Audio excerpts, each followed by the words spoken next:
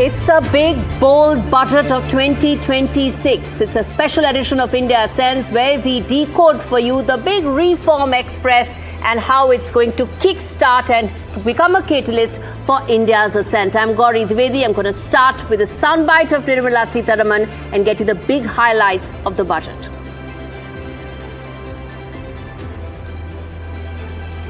Manifold from 2 lakh crore in 2014-15 to an allocation of 11.2 lakh crore in BE 25-26. The FM bets big on capital expenditure, 12.2 lakh crore rupees for this year, stays the course, chooses prudence over policy. But has it been a case of incrementalism over big ticket transformation? We decode. Equity markets back in the green, recovered a day after STT hikes in the budget that aims to stop amateur investors from losing money in stock markets. Commodities continue the meltdown. The metal meltdown could have an impact on the rupee. Jobs is the underlying theme of the budget this year. Sectors that create jobs and have been battered by Trump tariffs in focus this year. Technology, artificial intelligence, data centers, semiconductors, rare earth all get a major push with the focus on technology and ensuring that India is able to become a key player in global supply chains.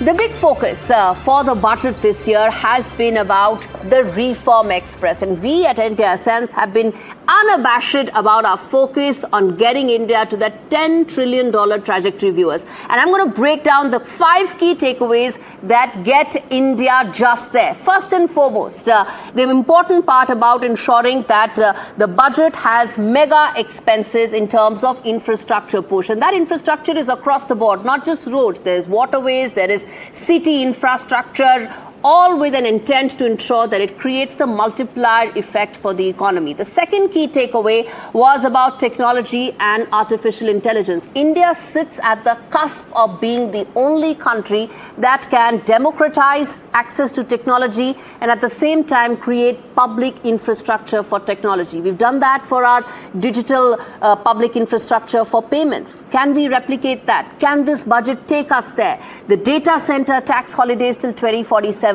could be that big catalyst. The third important aspect about it was that equity markets gave a thumbs down to the market last year. To the budget. They've recovered today, 24 hours later, but they gave a thumbs down because there was this fear that it could reduce the amount of turnover in the market. Markets have already been impacted in the last couple of months, and the budget really became a sentiment dampener. Remember, a lot of this is actually driven by sentiment, and the sentiment was that long-term capital gains tax would be reduced.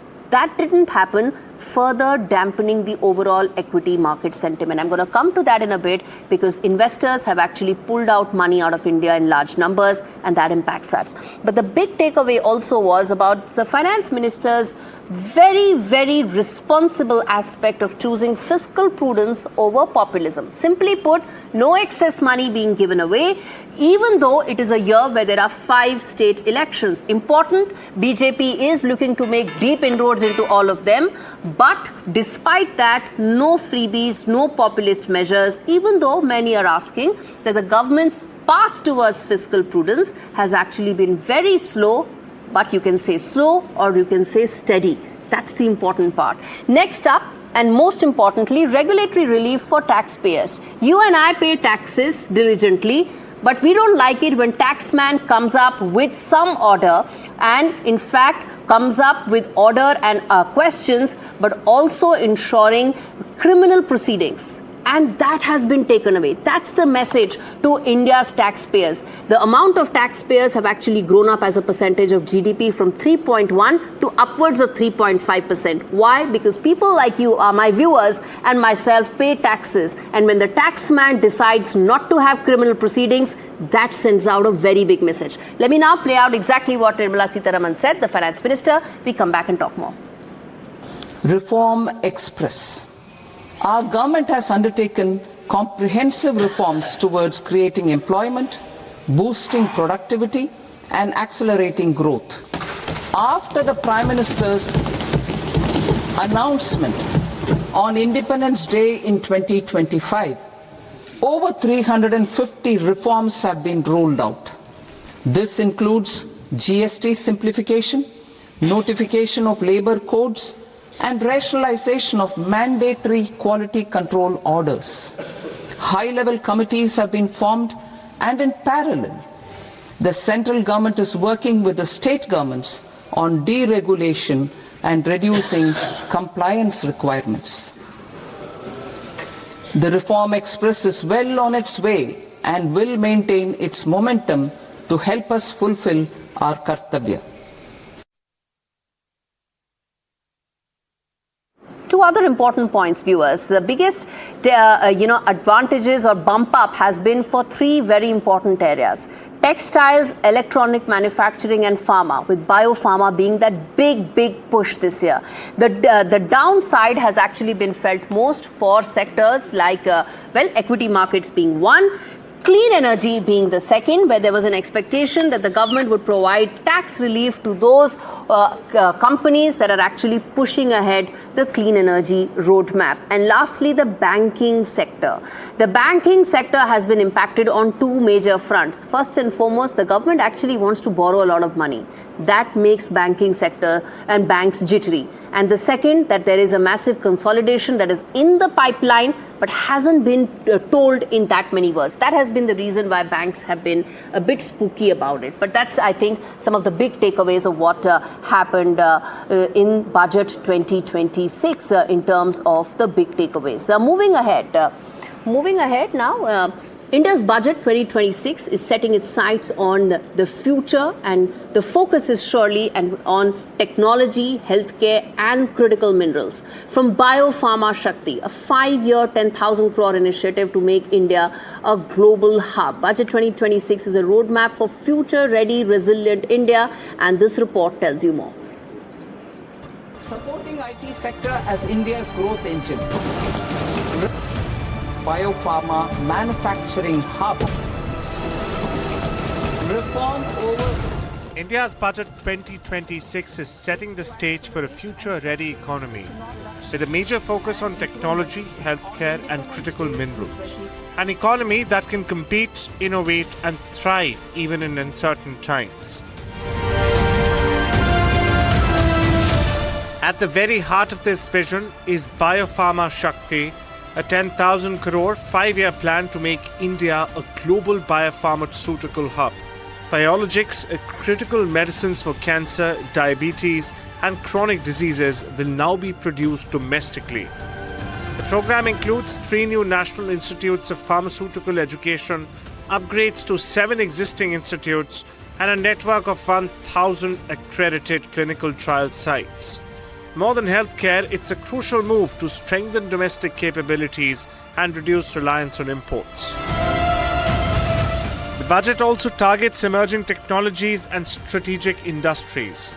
India's Semiconductor Mission 2.0 is pushing the Make in India chip design, IP creation, and fortifying supply chains.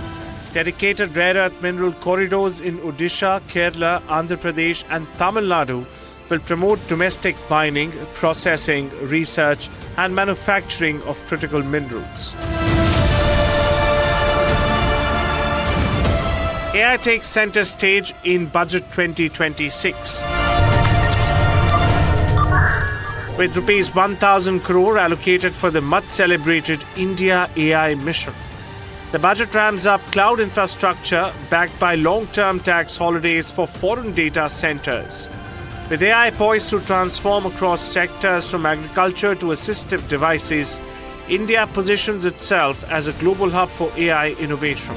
India is a global leader in software development services. Budget 2026 charts a path towards a future-ready economy, leveraging homegrown talent, science and technology to strengthen India's resilience amid global uncertainty.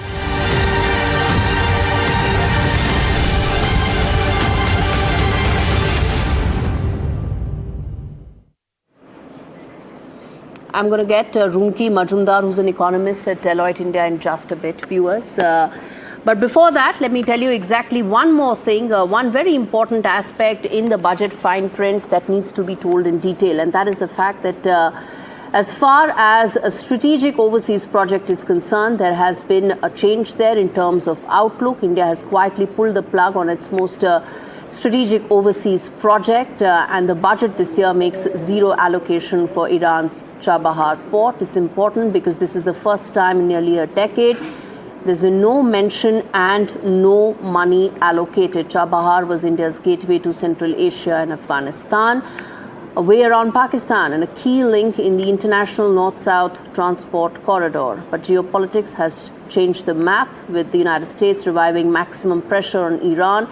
India faces growing risks. These range from sanctions to a proposed 25% tariffs on countries trading with Iran. New Delhi has reportedly already fulfilled its financial commitments, transferring about $120 million to Iran, and is now winding down exposure.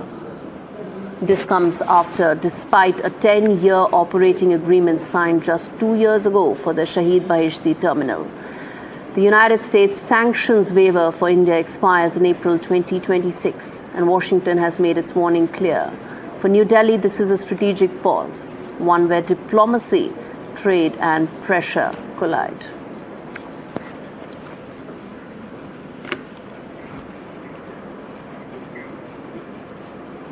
Now, the other thing is that this is a budget that has focused on jobs and exports at the center of India's growth roadmap, especially at a time when trade is becoming the world's most powerful tool. The government is giving a major push to manufacturing, especially in labor-intensive sectors, such as textiles, handlooms, handicrafts, MSMEs. These schemes, which are the National Fiber Development Scheme, Samarth 2.0, all these are reason why the emphasis is on scaling up strategic sectors alongside labor-intensive industries, which aim to push growth, strategic security and self-reliance while expanding employment, textiles, handlooms, handicrafts and others. Essentially, the fact is that these are the sectors that create jobs. These are the sectors that actually ensure that with 12 million people being added to the workforce every year, they get inducted into the jobs scenario in India. But it's not just jobs. This is also skilling, which has actually got a huge bump up this year. On that note, we're slipping into a very short break. We come back on the other side with more on this.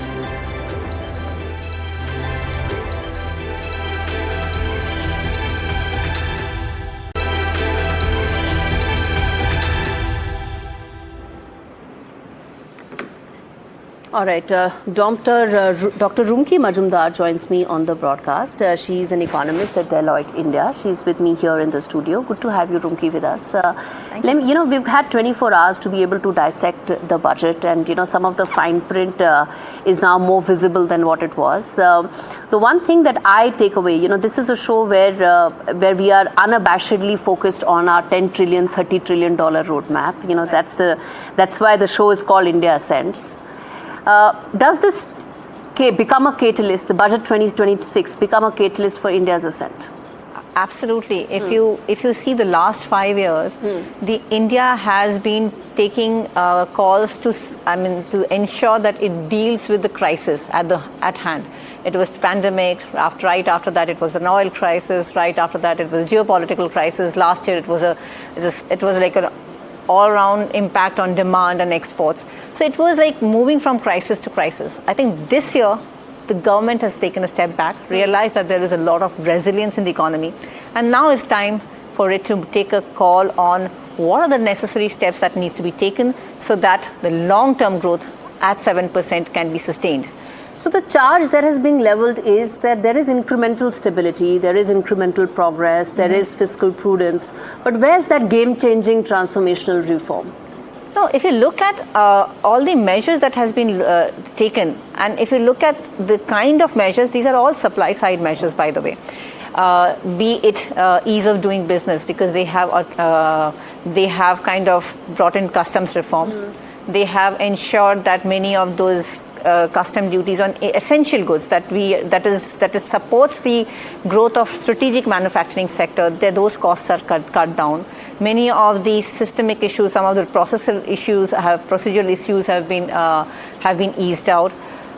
Stress on strategic and frontier manufacturing sector. That is something which is very much needed right now, because we are seeing a lot of headwinds our way, especially in technology, and also the fact that we have one of the highest tariff on our exports. So do those things get? So this was a budget that came in for the first budget after Trump tariffs, the first budget after we signed FTA deals, the first budget also after Operation Sindoor, where we were very clear that military indigenization of our defense is now a national security requirement. Absolutely. Do you think those three buckets were checklisted with this budget? Not only this budget, even the previous budget, because the tax exemption was announced much earlier. The Trump announcement happened, right? And I think the government just didn't wait for the budget. They have been taking measures through the year. GST happened at a time, even though GST is not a part of budget, but it happened at a time even middle of the year.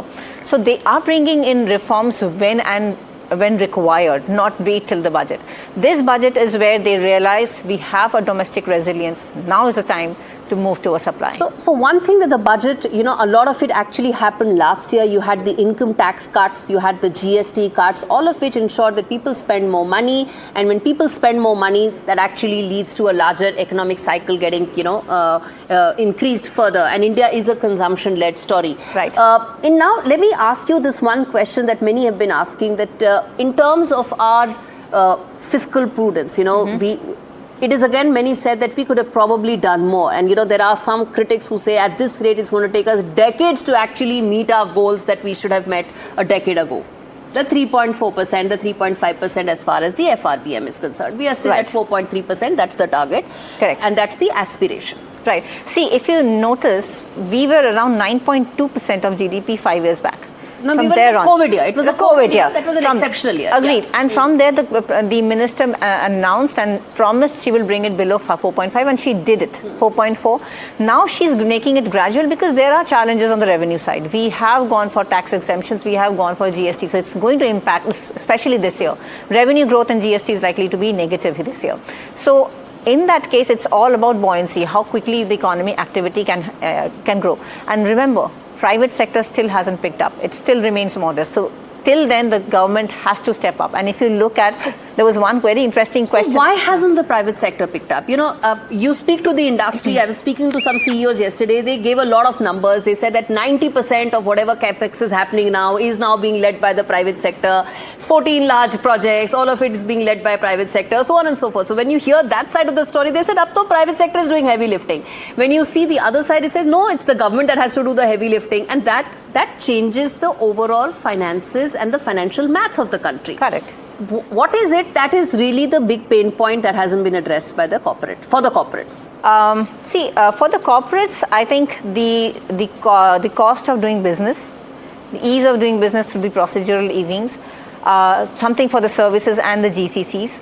So clearly on the data centers, clearly they are ensuring that global MNCs come here and invest, because one of the reasons why we are seeing a bit of a weariness is that global uncertainties are weighing on minds. That's why you're seeing FIIs and FDI flights, right? So clearly we have Has that been addressed? It was about $19 billion. Has that been addressed? So the FDI, right? Yes. So clearly, see, many of the measures on strategic sectors, manufacturing sectors, GCCs, all these are measures to tell them, plus the fact that the government said we will not criminalize, we will I think that's a huge message. That's a huge message. Yes. And, frankly, if you ask me, it was a very regressive step to begin with.